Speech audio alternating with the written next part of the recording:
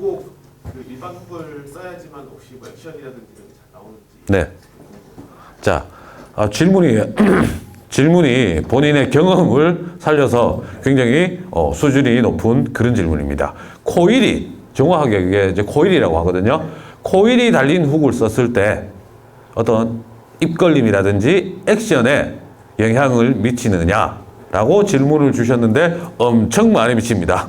네, 엄청 많이 미쳐요. 자, 코일이 달린 훅은 원래 어떻게 쓰라고 나왔냐면 쉐드처럼, 쉐드 뚱뚱한 그런 그 웜들 있죠. 쉐드가 코일이 안 달려 있는 상태에서 채비를 세팅해서 낚시를 해서 입질을 받아서 챔질을 하잖아요. 웜이 앞쪽이 다 찢어져 버려요. 다시 쓸 수가 없어요. 그래서 앞에 그것 때문에 코일을 달아놓은 거예요. 그런 편리 때문에. 그래서 다른 부분에 그렇게 코일을 달아놓아 버리면 예를 들어서 드랍샷에 코일 달린 바늘을 사용을 하게 되면 일단은 이제 대가리 부분에서 웜이 밀리면서 웜이 관통이 되면서 바늘을 뚫고 나오면서 챔질이 돼야 되는데 코일 달린 부분 때문에 그게 잘 안 될 거예요. 입걸림이 일단 잘 안 됩니다. 그리고 두 번째, 코일이 달려있는 바늘은 전부 다 굵어요. 가는 바늘이 잘 없어요. 하나같이 다 굵습니다. 어떤 뭐 시중에 나와 있는 바늘, 저도 이렇게 낚시점을 하고 있기 때문에 뭐 제품에 대해서는 굉장히 디테일하게 아는데, 코일이 달려있는 제품 같은 경우에는 전부 이제 굵어요. 그리고 애초에 코일이 달려있는 그런 바늘은 쉐드나 노싱커에 사용하라고 만들어진 바늘이에요. 편하긴 해요, 솔직히. 편하긴 한데 그런 부분이 분명히 있습니다. 그렇기 때문에 드랍샷 같은 경우에도 드랍샷에 사용하는 소프트베이트, 웜이 되게 가늘고 이렇게 작잖아요. 웜이 가늘고 작은데 거기다가 코일이 달려있는 두껍고 긴 바늘을 쓰면 액션이 안 나와요. 액션이 안 나오고, 요즘엔 또 플로팅이라고 해서 떠오르는 웜도 많죠. 떠오르는 재질의 웜도 있는데, 그런 작고 가느다란 떠오르는 재질의 웜에 두껍고 코일이 달려있는 그런 바늘을 사용해버리면 그 웜의 성능이 안 나와요. 떠 있어야 되는 웜이 그 바늘의 무게 때문에 가라앉아 버리고, 그리고 그 코일이 있는 부분 때문에 거기다 이물질도 잘 걸려요. 그 뭐 작은 무슨 찌꺼기나 이런 것들도 잘 걸리기 때문에 분명히 저는 확실히 장담을 하는데 영향이 있습니다. 바늘 같은 경우에는 특히 아주 중요하게 초이스를 잘 해야 되는 품목이 바로 바늘이에요.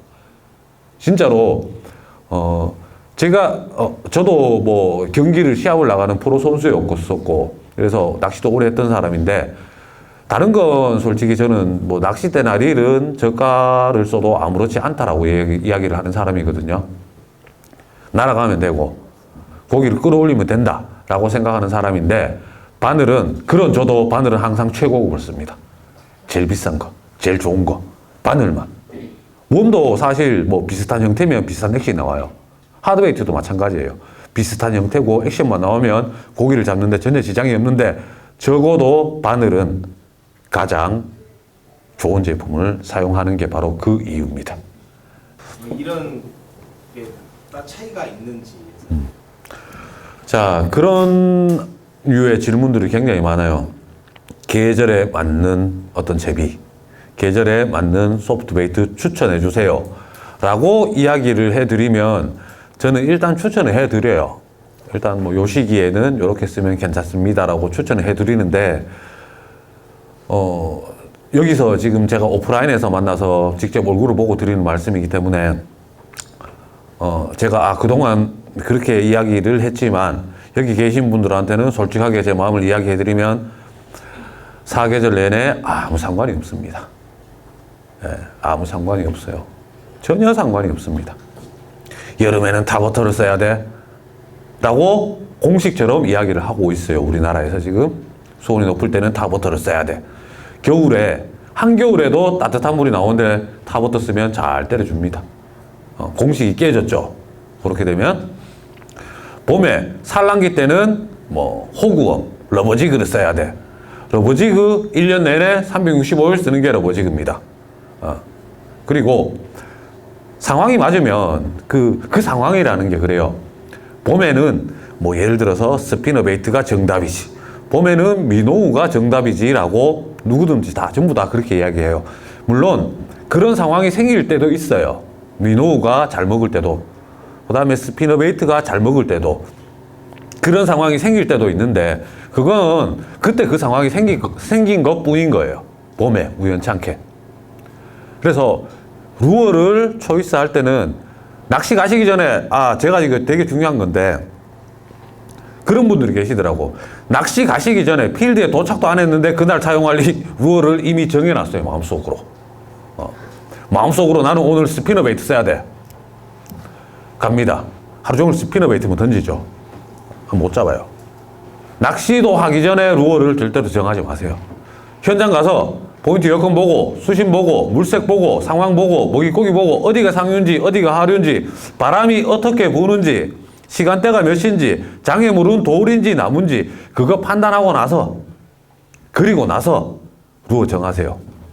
운동을 하러 갔는데 실내 체육관에 들어가요. 근데 실내 체육관에 들어가기 전에 내가 여기가 무슨 체육관인지 몰라. 무슨 체육관인지도 모르는데 이미 들어가기 전에 축구화 신고 가요.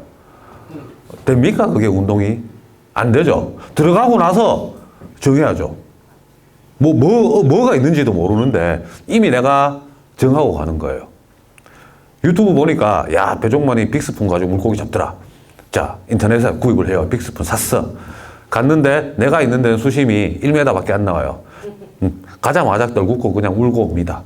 안 맞아요. 그 상황이 안 맞는 거예요. 여러분들이 계신 필드에 가서 상황을 보고 정하세요. 그리고 요 정도는 제가 이야기를 해드릴 수 있어요. 깊은 곳 그리고 얕은 곳에서 효과적인 거. 자, 수심이 깊은 장소에서 조금 효과적인 소프트 베이트. 웜은 어떤 게 있느냐? 수심이 깊으면 깊을수록 예를 들어서 수심이 5m를 기준으로 삼을게요. 5m보다 깊다라고 하시면 조금 더 작게 가늘게. 자, 그렇게. 수심이 5m보다 깊다. 작고 가늘게. 자, 왜? 이유가 분명히 있어야 돼요. 그죠? 왜? 베스도 부레로 수심층을 조정하고 수압을 이기면서 먹이 활동을 합니다. 깊으면 깊을수록 먹이 활동이 더 소심해지고 소화 효율도 더 떨어집니다. 큰 먹이보다는 작은 먹이를 더 잘 취해줘요. 그래서 상대적으로 5m 이하에 있는 물고기는 활성도가 떨어진다고 판단을 하세요. 더 작고 가늘게 가지고 가세요.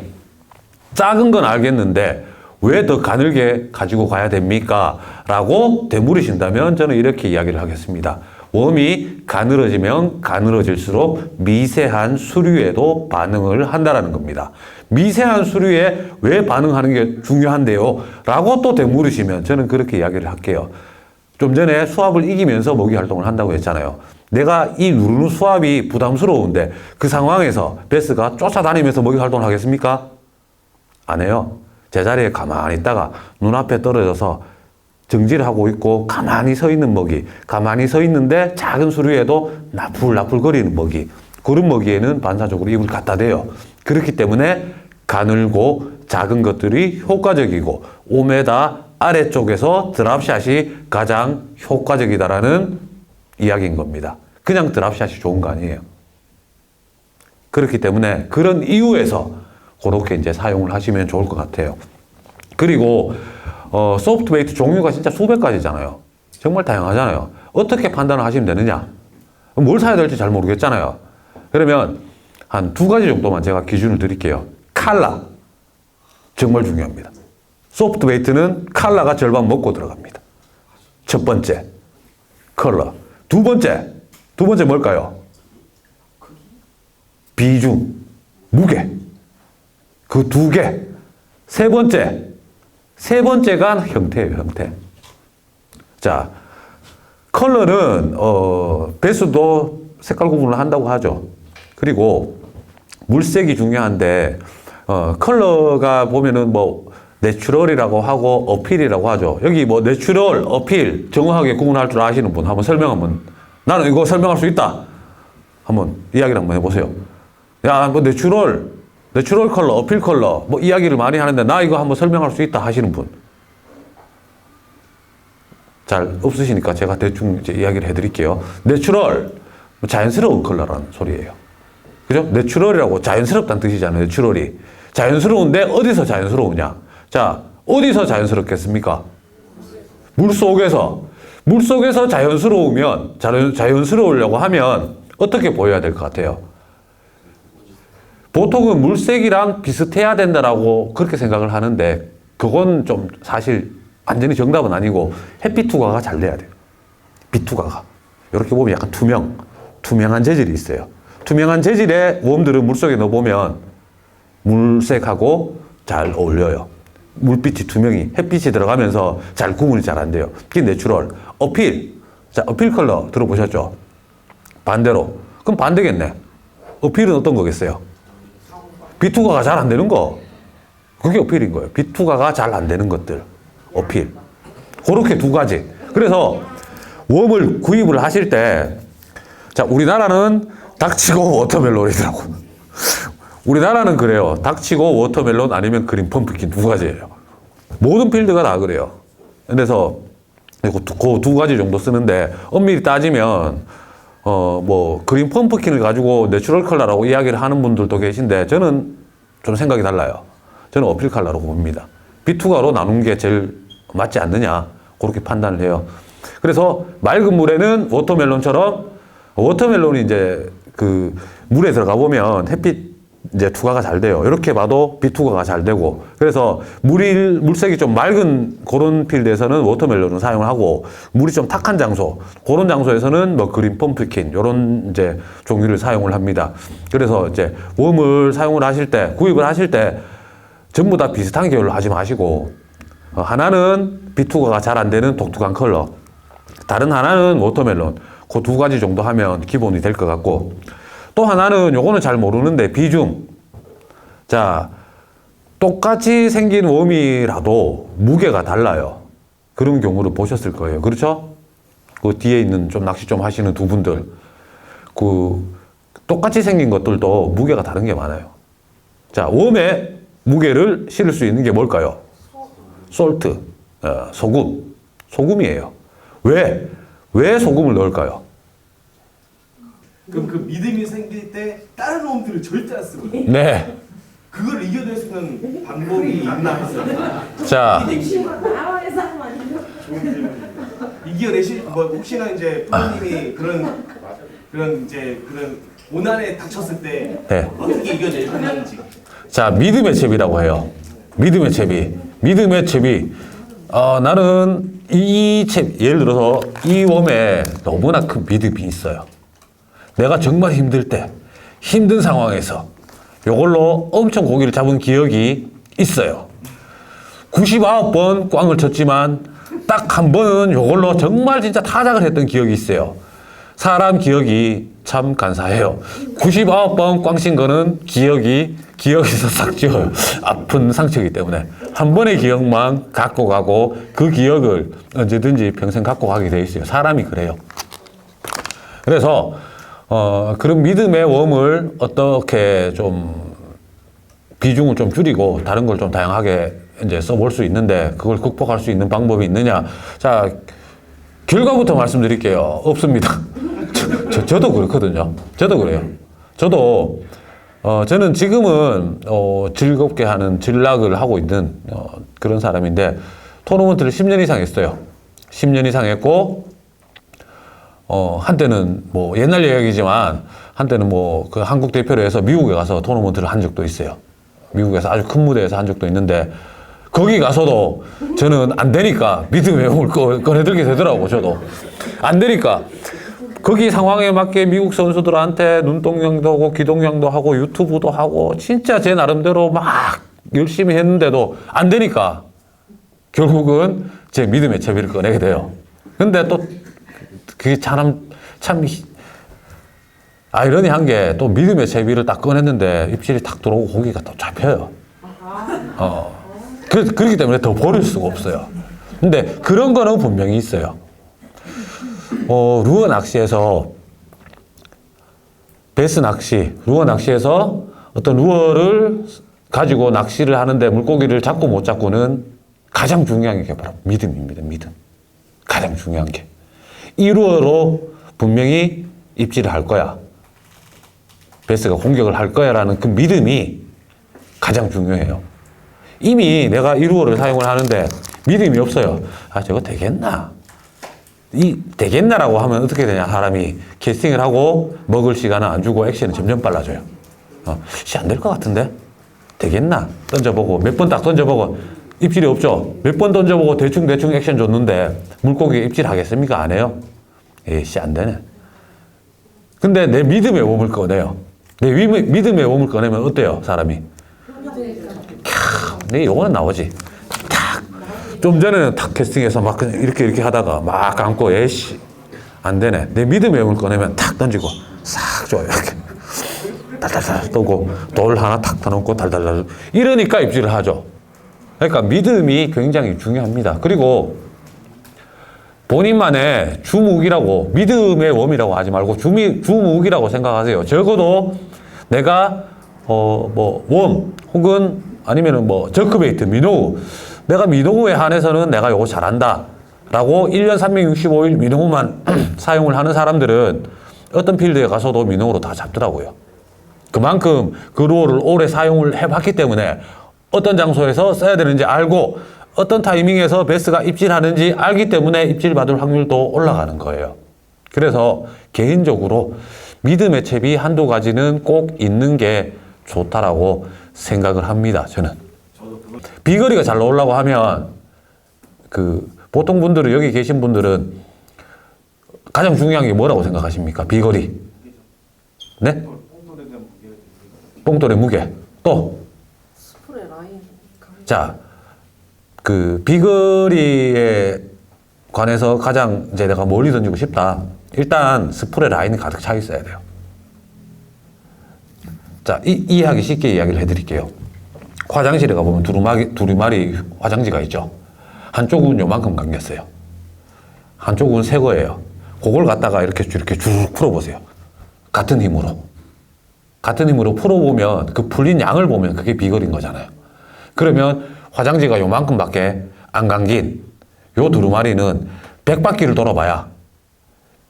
돌아봐야 얼마나 가겠어요?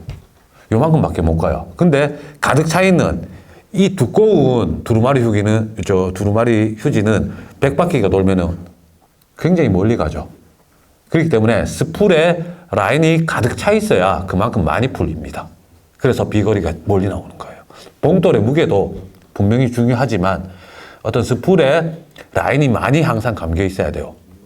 그래서 라인을 갈 때 보통 한 60%, 65% 정도 내 스풀에서 라인이 날아갔다 하면 그때는 라인을 갈아야 돼요. 계속 쓰는 게 아니고. 어떤 분들은 캐스팅하면은 막 스풀 바닥이 보일 때까지 쓰시는 분도 계신데 그렇게 하시면은 안 날아가요. 내가 아무리 비싼 릴, 아무리 무거운 봉돌을 달아서 던져도 내가 원하는 거리까지 안 날아갑니다. 그리고 내가 비거리 때문에 릴을 바꿨다는 분들이 좀 많이 계시거든요. 비거리 때문에. 내가 루어가 안 날아가서 나 릴을 바꿨어. 이번에 DC 릴로. 던지면 잉 소리가 나는 거 있어요. 내 옆에 있는 친구는 잉 소리 나는 걸로 엄청 멀리 던져요. 나는 그게 없어. 그래서 옆에 있는 친구만큼 못 던지는 것 같아요. 그래서 릴을 바꿔봐요. 잉 소리는 나긴 나는데 여전히 안 날아가죠. 이 이유가 스풀에 감긴 양 그리고 낚싯대의 길이 때문에 그런 거예요. 내가 멀리 던지고 싶다. 그러면 릴의 성능보다는 낚싯대를 조금 더 긴 거 쓰세요. 긴 거. 시기만 해도 얘는 와라라라락 하는 그런 소리도 많이 나요. 안에 네트릴이라고 구슬이 들어가 있어요. 그래서 요 크랭크베이트 같은 경우에는 물이 되게 맑을 때 말고 물이 좀 탁할 때 베스는 시각적으로도 인식을 하지만은 직선이 있어서 소리와 진동도 다 느껴요. 소리와 진동만 느껴도 뭔가 와르르 하고 지나가면 우르르 쫓아와요. 아 저게 뭐지? 하고 우르르 쫓아갔다가 내 눈앞에서 리액션이 딱 나오면은 공격을 탁 하는 거예요. 그래서 기본적으로 물색이 조금 탁할 때 그럴 때 사용을 하시면 좋고 바닥이 맨땅 바닥보다 이렇게 안박이 있어서 크랭크베이트가 이렇게 오다가 이걸 립이 탁 부딪히고 이렇게 뒤집어질 수 있을 리액션을 줄 만한 장소가 있을 때 딱 좋아요. 기본적으로 어떻게 하냐면 캐스팅을 이렇게 딱 해요. 딱 해서 보면은 소리 따라 덜덜 떨리는 게 보일 거예요. 그죠? 진동이 없어졌다라는 게 뭐냐면은 크랭크베이트가 전진을 딱 하고 있을 때 무조건 진동이 있어야 되는데 진동이 없어졌다라는 건 어디 한 군데 박혀 있다라는 거예요. 베스 입안에 들어갈까. 그러면 챈질도 웜처럼 하면 안 돼요. 크랭크베이트는 딱 했어. 훌르당 이렇게 이 정도로 많아요. 구슬 소리 나죠? 구슬 소리 절그렁 거리는 소리하고 파장으로 유혹하는 거예요. 고기들이 수면까지 올라와서 퍽 하고 때릴 수 있는 체력이 될 만한 상황이 좋은 시간에 캐스팅을 합니다. 자, 루어가 어떻게 돼 있어요? 떠 있죠? 여기서 액션 들어갑니다. 이렇게.